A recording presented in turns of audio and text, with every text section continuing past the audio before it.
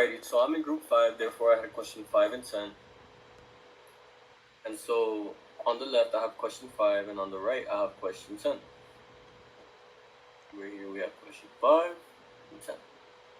And so on the left side we have the figure shows 3 electric charges labeled Q1, Q2, and Q3, and some electric field lines in the region surrounding the charges. What are the signs of the 3 charges? So what we're looking for is the signs of the 3 charges. And in the diagram we see that we have 3 charges, Q1, Q2, and Q3. The first thing we notice are the arrows and the direction they're pointing at.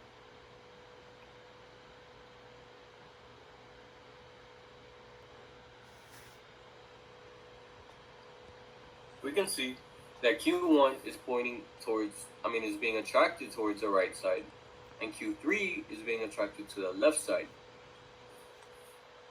Q1 and Q2 can be assumed to have opposite forces since they are being attracted to each other, whereas Q2 and Q3 can also be assumed to be opposite charges because they're also being attracted to each other. So that must mean that either Q1 and Q3 must be positive, whereas Q2 is negative, or we can assume that Q1 and Q3 can be negative and Q2 can be positive. So how do we find out which one's which?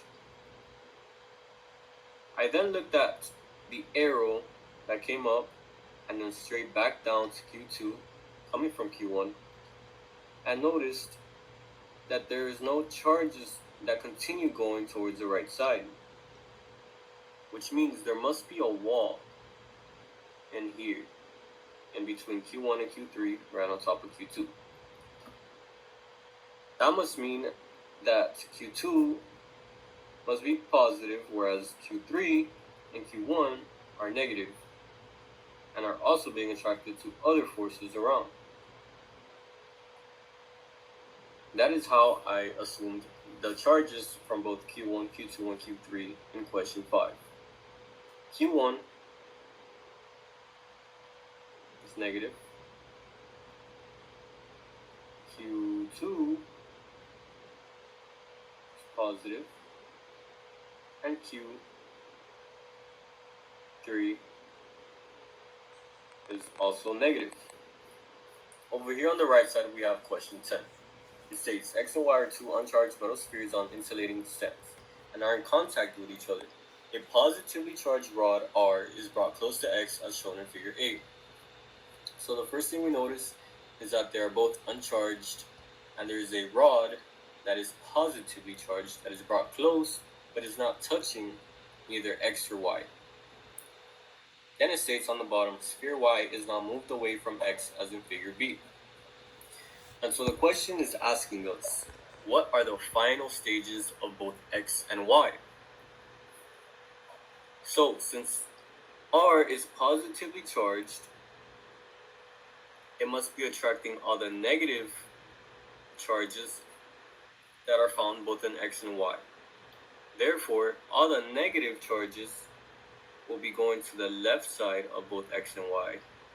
So all the negative charges from Y will be leaving Y, and since it is in contact with X, it will be transferred into X on the left side.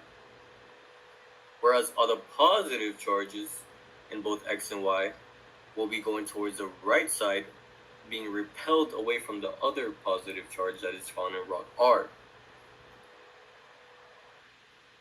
So in figure B, when sphere Y is separated from sphere X, we can assume that since the rod is positive, X still maintains the negative ions, whereas Y maintains the positive protons.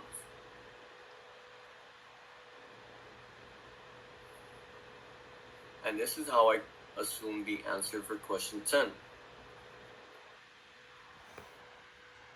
Sphere X maintained a negative charge, and sphere Y maintained the positive charges. And that concludes how I assume the answers for both question 5s and 10.